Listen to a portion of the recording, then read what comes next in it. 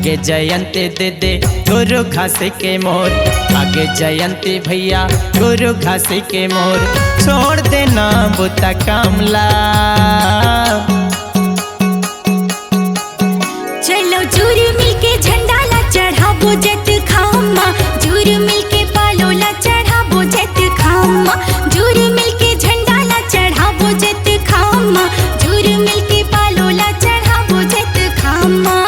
आगे जयंती दीदी गुरु घास के मोर, आगे जयंती भैया गुरु घास के मोर, छोड़ देना बुता कामला।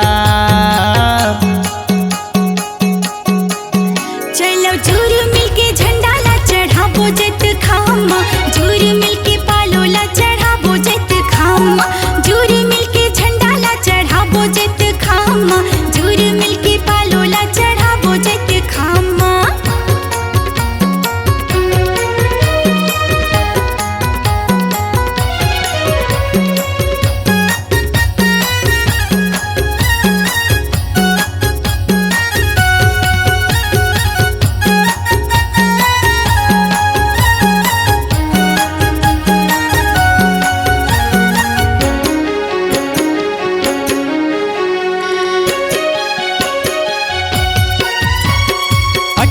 दिसंबर के जयंती सब मनाते हो, ऐसन पावन बेला कहाँ बार बार आते हो, ऐसन पावन बेला कहाँ बार बार आते हो। मत अनुसार सब गुरु गुण गाते हो, बाबा जी के कथा जनमानस ला सुनाते हो, गुरु जी के कथा जनमानस ला सुनाते हो।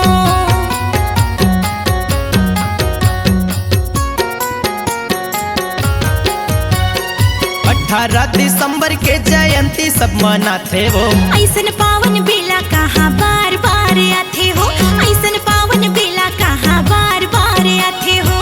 मत अनुसार सब गुरु गुण गाते हो, बाबा जी के कथा जनमानस ला सुनाते हो, गुरु जी के कथा जनमानस ला सुनाते हो। आगे जयंती दीदी गुरु घास के मोर, आगे जयंती भैया गुरु घास के मोर, छोड़ देना बुता कामला।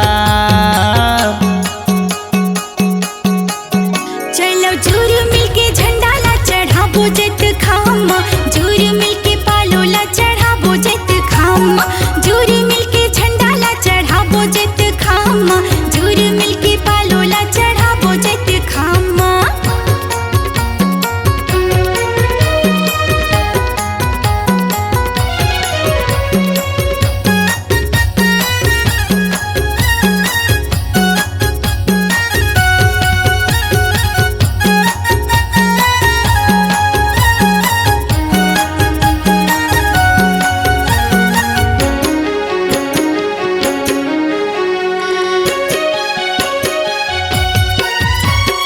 बड़े बड़े ऋषि ज्ञानी साधु संत आते हो, गुरु जी के जय जयकारा सरगले सुनाते हो, बाबा जी के जय जयकारा सरगले सुनाते हो। लाखों हंसा के पाप ऐसने कट जाते हो, जौन सत मार्ग सत नाम अपनाते हो, जौन सत मार्ग सत नाम अपनाते हो।